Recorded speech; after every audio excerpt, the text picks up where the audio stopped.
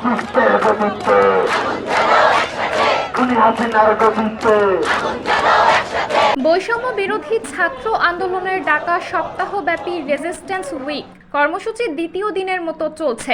বৈষম্য বিরোধী ছাত্র আন্দোলনের ডাকা কর্মসূচিতে অংশ নিতে শাহবাগে জড়ো হন হাজারো শিক্ষার্থী। 4 দফা দাবি সহ অবস্থান ও পদযাত্রার কর্মসূচি পালনে শাহবাগে জড়ো হন শিক্ষার্থীরা। এরপর শাহবাগ থেকে ধানমন্ডি 27-এর রাপা প্লাজা অভিমুখে পদযাত্রা শুরু করেন তারা।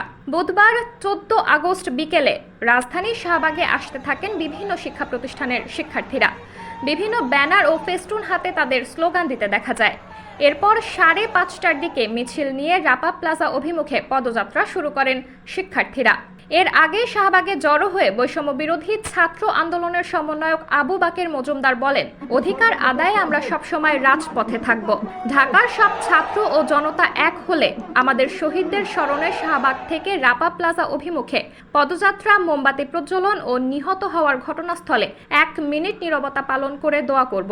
বৈষম্য বিরোধী ছাত্র আন্দোলনের অন্যতম সমন্বয়ক সার্জিস আলম বলেন, গণ অভ্যুত্থান করেছি, এবার সেই গণ অভ্যুত্থান রক্ষা করতে আমরা সবাই জড়ো হয়েছি। এখন থেকে রাজপথ শুধু আমাদের দখলে থাকবে। এদিন দেশের বিভিন্ন প্রান্তের যেসব জায়গায় শিক্ষার্থীরা নিহত হয়েছেন সেসব জায়গায় স্থানীয় পর্যায়ে পদযাত্রা, মোমবাতি প্রজ্বলন ও দোয়া কর্মসূচি পালনেরও আহ্বান জানায় প্ল্যাটফর্মটি। এ সময় পূর্ব ঘোষিত 4 দফা দাবির কথাও জানানো হয়।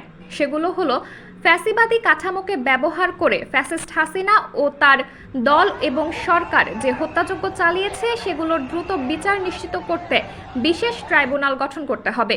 সংখ্যালঘুদের ওপর আওয়ামী লীগ ও এর সহযোগী মহাজোটের শরিক দলগুলোর পরিকল্পিত হত্যা, ডাকাতি ও লুণ্ঠনের মাধ্যমে গণ অভ্যুত্থানকে বিতর্কিত করার প্রচেষ্টায় অংশগ্রহণকারীদের দ্রুত বিচারের আওতায় আনতে হবে এবং সংখ্যালঘুদের ন্যায্য দাবি মেনে নিতে হবে। প্রশাসন ও বিচার বিভাগে যারা ছাত্র জনতার অভ্যুত্থানে হামলা, মামলা এবং হত্যাযজ্ঞকে বৈধতা দিয়েছে এবং ফ্যাসিবাদী ব্যবস্থা বারংবার কায়েমের চেষ্টা করেছে, তাদের দ্রুততম সময়ে অপসারণ ও নতুন সরকারে তাদের নিয়োগ বাতিল করে বিচারের আওতায় আনতে হবে।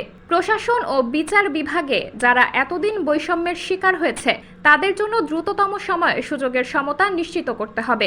সাবরিনা জলিল, সবার কথা।